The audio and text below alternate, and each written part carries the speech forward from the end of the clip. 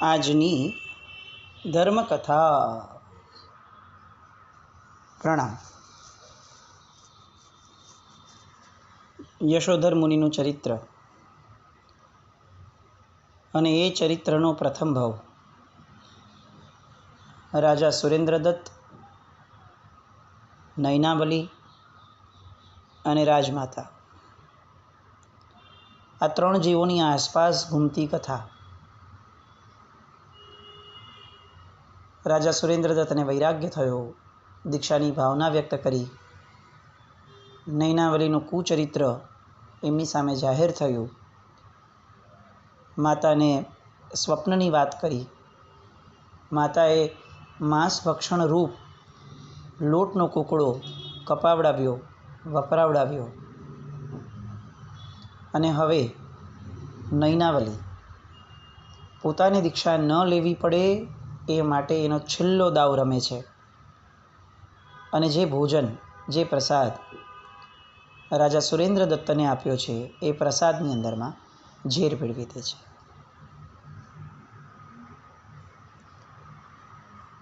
ભોજન કર્યું અને હવે સુરેન્દ્રદત્તના અંગ અંગની અંદરમાં ઝેર વ્યાપ્ત થઈ રહ્યું છે. બહુ ઓછી ક્ષણો ગઈ સહજતાની, અને અચાનકથી જ સુરેન્દ્રદત્તના અંગો ખેંચાવા લાગ્યા. વાણી હણાઈ ગઈ, જીભ જળ બની ગઈ હોય, હાથ પગના નખ કાળા પડી જવા લાગ્યા, વદન કરમાવા લાગ્યું, છાતીમાં પેટમાં વેદના થવા લાગી, મૂર્છા આવી અને સિંહાસન પર ઊંધા માથે જમીન પર પટકાઈને પડી ગયા. દ્વારપાળ આવ્યો. બાસગૃહમાં એકલા હતા, પણ દ્વારપાળની દ્રષ્ટિ આવી કે કંઈક થઈ રહ્યું છે એટલે તરત દ્વારપાળ આવ્યો દોડીને, અને જમીન પર સીધા સુવાડીને પૂછ્યું કે આપને શું થાય છે. પણ એ ઉત્તર આપવા પૂરતું પણ સુરેન્દ્રદત્તની અંદરમાં બળ ન હતું. અને જેવી એણે નજર નાખી જીભ વગેરે પર, દ્વારપાળને ખ્યાલ આવી ગયો કે રાજર્ષિના શરીરમાં તો ઝેર પડી ગયું છે. બહાર જઈને બૂમ પાડી કે રાજા ઉપર વિષનો પ્રયોગ થયો છે, ઝેર ઉતારનારા વૈદ્યોને બોલાવો. સૌથી પહેલી નૈનાવલી આવી. એકદમ વ્યાકુળ બની ગઈ, કલ્પાંત કરવા લાગી, વળગવા લાગી. એવું નાટક કે જે નાટકને કલ્પના પણ ન કરી શકાય એવું નાટક એ લોકો સમક્ષ કરવા લાગી. વૈદ્યો આવે એ પહેલાં સુરેન્દ્રદત્ત આ વિષ પ્રયોગના કારણે મૃત્યુ પામ્યા. એમનું પ્રાણપંખેરું ઉડી ગયું. એ જે ભવ હતો એ ભવનું વર્ણન કરતાં કરતાં યશોધર મુનિ અહીંયા અટકે છે અને પેલા રાજકુમારને કહે છે કે આ જે ભવ હતો ને એ મારી ભવ પરંપરા માટેનો નિર્ણાયક ભવ હતો.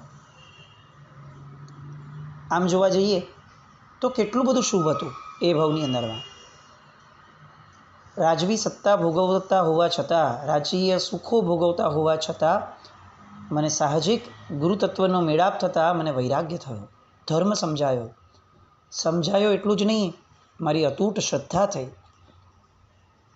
અને ફક્ત શ્રદ્ધાથી ન અટક્યો, એ મારી શ્રદ્ધાને ચરિતાર્થ કરવા માટે મને સમજાયું કે હું આત્મા છું. તો હવે મારે આત્મતત્વ ઉપર કેન્દ્રિત થવું હશે તો મારે આ પડોજણો, સંસારના સંબંધો, આ બધાનો ત્યાગ કરવો પડશે. અને બધાના ત્યાગ કરવા માટેની મતિ પણ મને સૂચી. આ કેટલી બધી શ્રેષ્ઠતમ શુભતાઓ, કેવું સત્વ, કેવી સમજણ.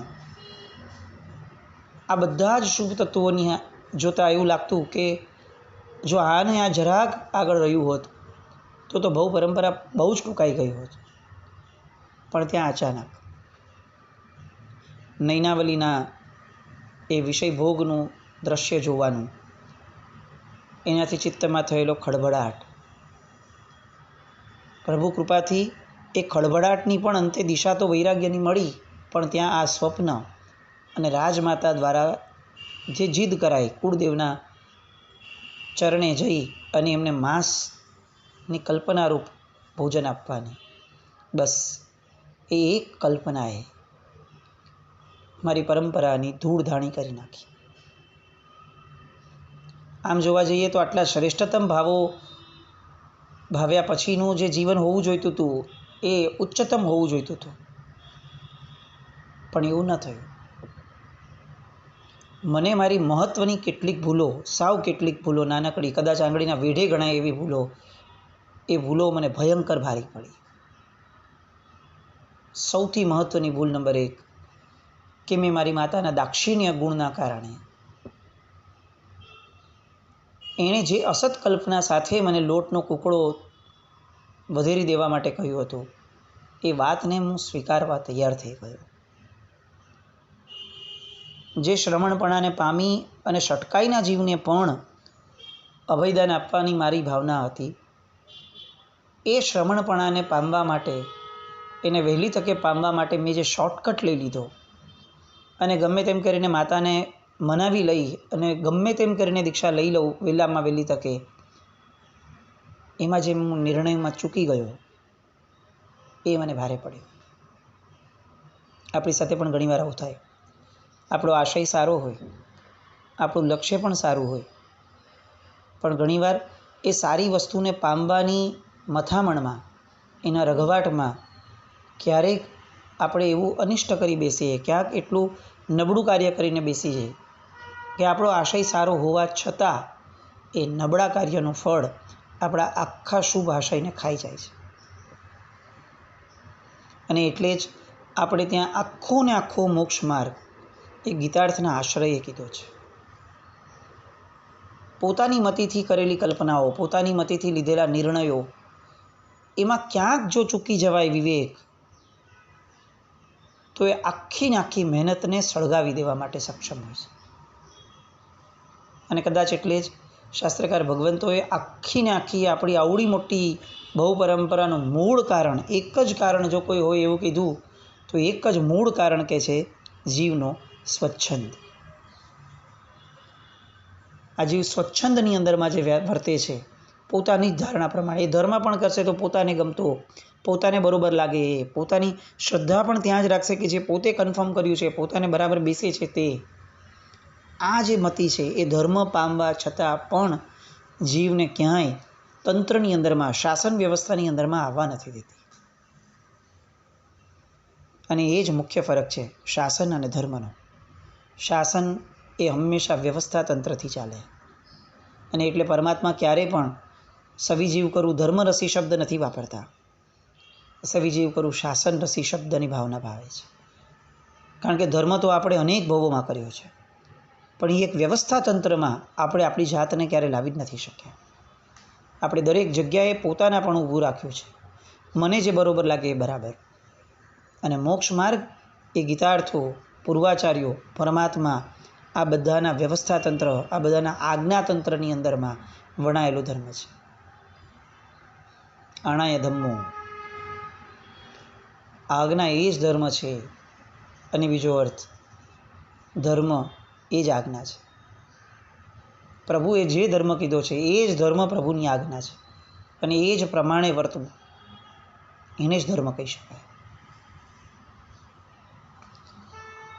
બીજી ભૂલ જેના આત્માને થઈ, જેમાં કદાચ અનાયાસે થઈ, એનો વાંક ન હતો એ સુરેન્દ્રદત્તના જીવનો, પણ બીજી ભૂલ એ થઈ કે કુકડાનો જે વધ થયો કલ્પનાથી, એનું પ્રાયશ્ચિત ગુરુ ભગવંત પાસેથી અથવા શાસ્ત્રકારો પાસેથી, શાસ્ત્રના માધ્યમે લેવાનું હજી થાય એ પૂર્વે એનું મૃત્યુ થયું.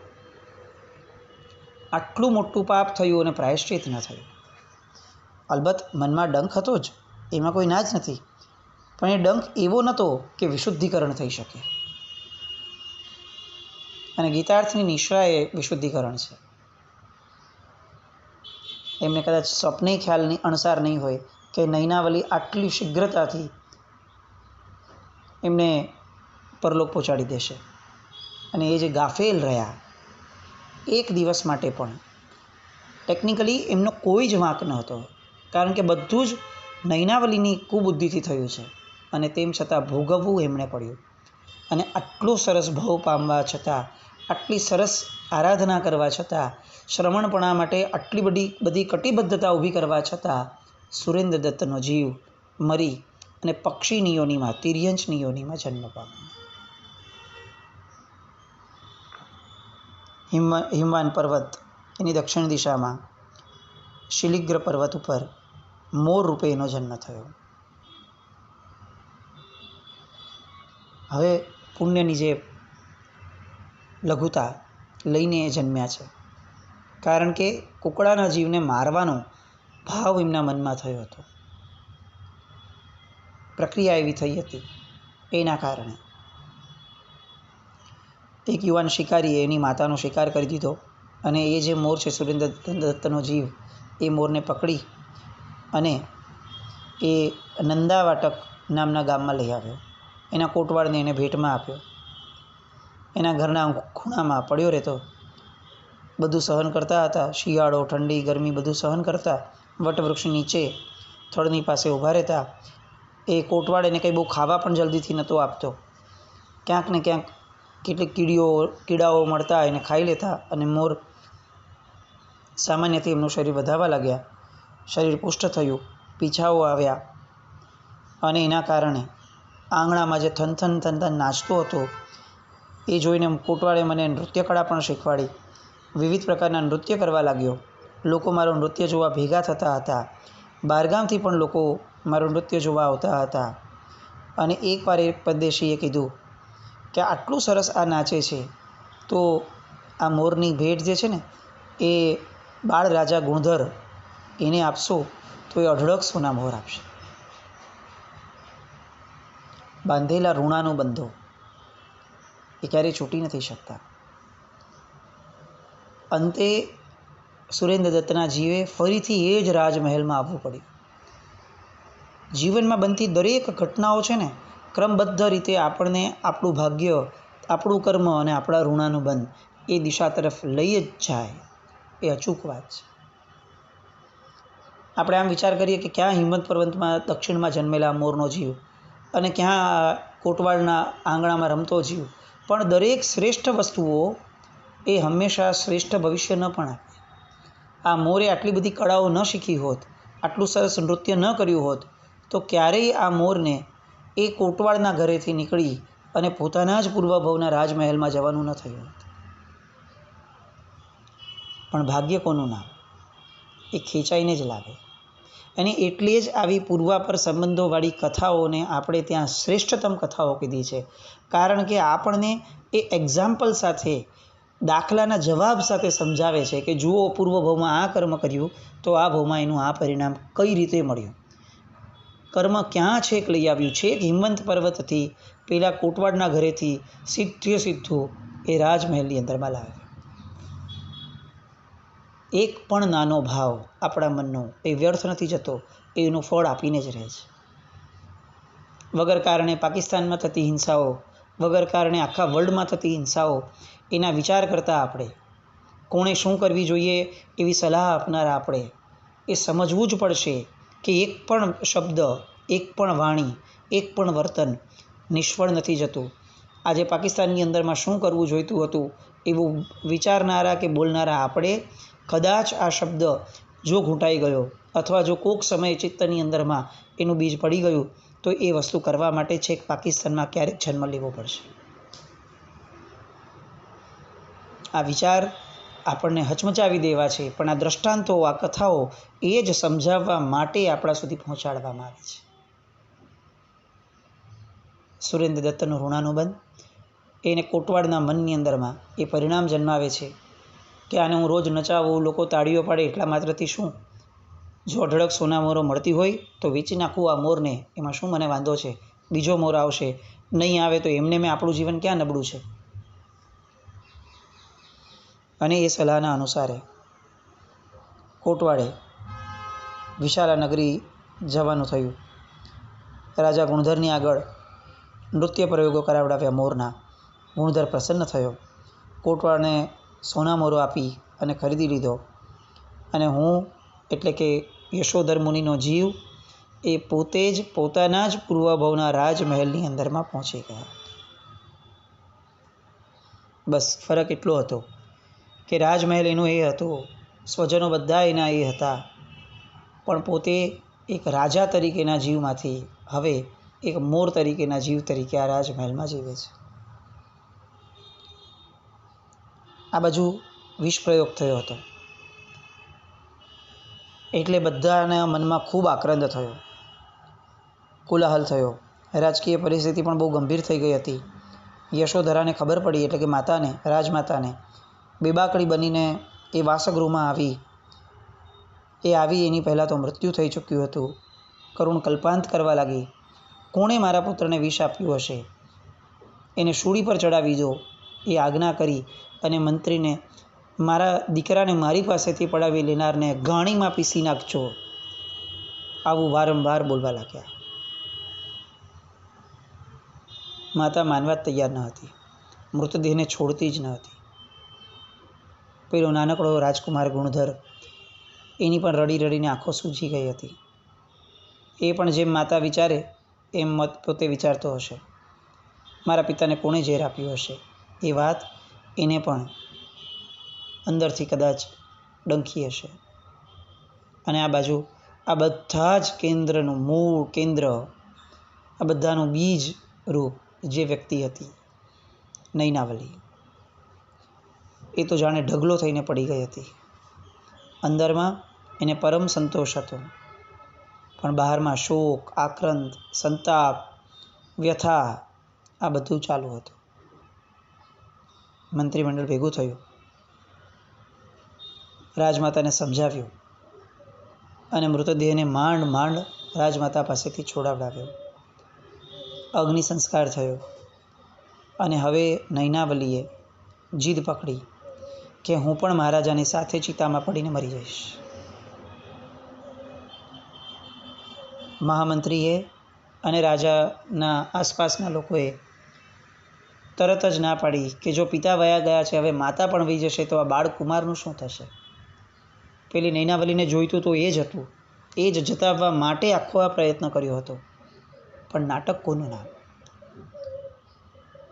માયા છે ને, એ જીવને એટલું બધું શીખવી દે નબળું કે કદાચ એ જીવે પોતે કલ્પના ન કરી હોય કે મને આવું આવડશે, એણે પ્લાન પણ ન કર્યો હોય કે આટલું બધું હું કરી શકીશ. પણ માયા નામનો જે એક દોષ છે, એ જીવને એટલો પાવરધો બનાવી દે, એને એટલો નિર્ધ્વંસ બનાવી દે કે સમજણો હોવા છતાં જીવ આટલા બધા નાટકો કરતાં કરતાં કરતાં પણ એને ક્યાંય ક્ષોભ ન થાય કે મારા ભવાંતરનું શું થશે.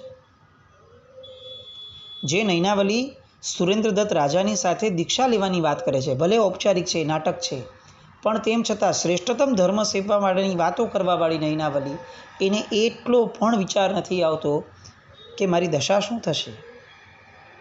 આટલા બધા નાટકો કોને પામવા માટે? પેલા કુબડાને? પણ ના, માયા જીવને અંધ બનાવી દે છે અને કઈ અંધતાની પરાકાષ્ઠા સુધી લઈ જાય છે એનું આ દૃષ્ટાંત છે.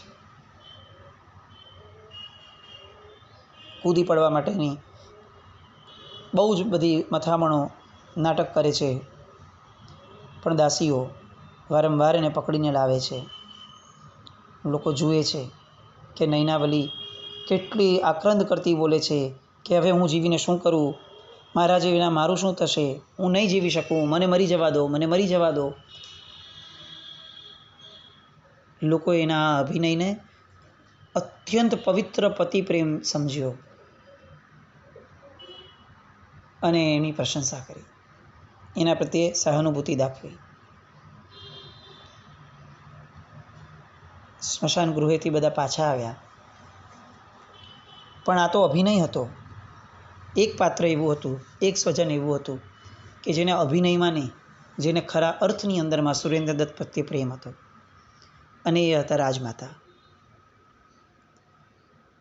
મંત્રીઓ, રાજાના સેવકો, રાજમહેલના વ્યક્તિઓ બધા સ્મશાન ગૃહેથી પાછા ફરે છે ત્યાં સુધીમાં આ રાજમાતા યશોધરા એ પોતાના અંતિમ શ્વાસ ગણતા હતા. પુત્રનું મૃત્યુ એ સહન નહીં કરી શક્યા. અને એ જે દુર્ધ્યાન હતો, એ જે પ્રગાઢ મોહ હતો, એ જે પુત્ર વિરહ હતો, એ જબરદસ્ત પીડા હતી. એના કારણે એમણે પણ એ જ દિવસે પોતાનો અંતિમ શ્વાસ લીધો અને મૃત્યુ પામ્યા. નૈનાવલીનું એક કુકર્મ કેટલું ભારે પડે છે, કેટલા લોકોને ભારે પડે છે, એની કલ્પના પણ નૈનાવલીને નથી. કદાચ આ એક ભવની અંદરમાં કેટલાક વર્ષો માટે એ જે ભોગ સુખ માણી લેશે એ પછીની એની સ્થિતિ શું થશે એનો વિચાર સરખો પણ એને નથી. આપણા જીવનની પણ આવી કંઈ કરુણાંતિકા નથી ને. આપણું એક પણ કૃત્ય અનેક જીવો માટે કતલખાના સમૂહ પાપ નથી કરતું ને. આપણું કોઈ પણ એક ધંધાનું ઇન્વેસ્ટમેન્ટ, આપણો એક વિચાર, ન્યૂઝ જોઈને મનમાં પ્રગટેલી જ્વાળાઓ, આ બધું ક્યાંક ને ક્યાંક આપણા પરિણામોની નિર્ધ્વંસ એટલું બધું નથી બનાવતું ને. વગર કારણની પંચાતો, કોઈ એક વ્યક્તિ માટે કરેલો અણગમો, દ્વેષભાવ, કોઈ એક વિષય પ્રત્યે સેવેલો અનહદ રાગ. આપણે નૈનાવલી નથી બનતા ને. આપણે નૈનાવલીના માર્ગે તો નથી જતા ને. આવું વિચાર્યા વિના આપણે આપણી શુભતાને પામી નહીં શકીએ. આપણે આવી શુભતા તરફ આગળ વધીએ અને આપણા જીવનની આવી તમામ જે દુર્ઘટનાઓ છે, દુર્ધ્યાનો છે, કુવિચારો છે, કુવર્તનો છે, એ બધાને શોધીને વીણીને બહાર કાઢવાની દિશાનો માનસિક પુરુષાર્થ આપણે આદરીએ. બસ આવું કંઈક કરીએ એવી શુભ મંગલ કામના સાથે. જીનાજ્ઞા વિરુદ્ધ કંઈ પણ બોલાયું હતું. ઈચ્છામિ દુક્કડમ. જૈનમ જય અતિશાસ્ત્ર.